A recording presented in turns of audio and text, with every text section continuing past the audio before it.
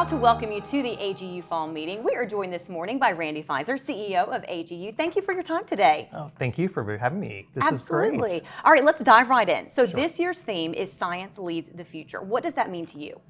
So to me, Science Leads the Future is really about how the information that our scientists gather and study is really important to how we make decisions about where we go in the future. I mean, look at the issues that we're dealing with in society, climate change.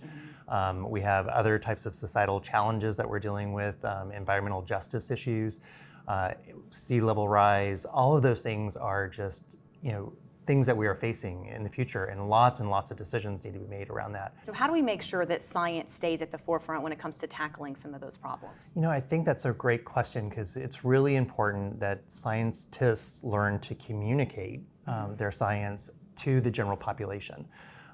We need to do it not as scare tactics and get people freaked out that, oh my God, the world is ending, but do it in a way that really shows that one, we can convey the information that makes it understandable, makes it actionable, and really touches in people's values and how they believe the world is structured and what they care about. You touched on this just a moment ago, but the word future, we would like to think expresses hope and optimism, but I don't have to tell you that certainly in this atmosphere these days, sometimes it can also elicit feelings of fear and uncertainty. How can science keep it positive? Yeah, it's a great question as well.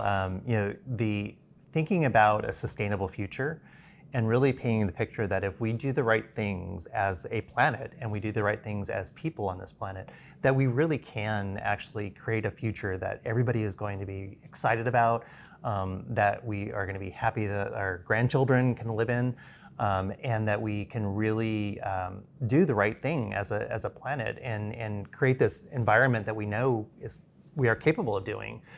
So I think always, putting out the challenges, because we got to let people know what we're facing, but doing it in a way that says, but if we do that, this is what the future could look like for us. Well, the fall meeting this week is a great opportunity for researchers and scientists to exchange those messages. What are you looking forward to in the week ahead? Well, one is just seeing everybody. I think it's always great to bring this community together. And with we're looking at about 23,000 people being here. And we think 80% of them are going to be in person. We are going to be looking at areas of diversity, equity, and inclusion as a community, environmental justice. We're also looking at climate interventions that are taking place, and really how can we address some of the challenges that are going to be faced with that. So it's just really incredible when this group gets together and how much knowledge and information is shared in one place. You mentioned some of the new initiatives that AGU will be embarking on for this year's meeting. Any one in particular that you are most looking forward to or that you think might be the most impactful? I think there's a really important effort that AGU started on this last year, and that is exploring an ethical framework for climate intervention. So we absolutely think it's critical as a community of Earth and space scientists that carbon dioxide emissions reduction takes place. Point blank, we need that to happen. However, there's been a lot more evidence that the goals that we've set for ourselves as a planet to maintain what we need to do in order to achieve or to stay under 1.5 degrees Celsius we're not on that path, and we're not on a good path. So there's been a lot of exploration going on in the scientific world around how do we possibly intervene in climate change with different tools and mechanisms that are not just about emissions reduction.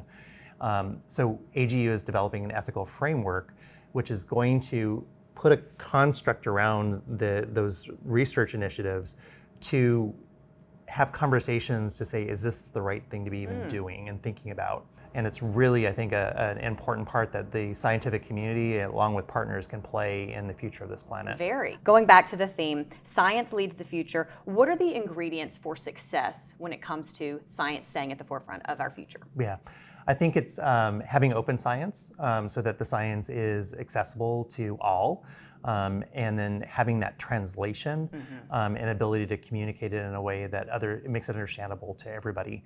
And I think those things are the key ingredients, and AGU is working on both of those. All right, well, best of luck this week. Thank you For your time Thanks this for morning. being here. AGU CEO Randy Fiser.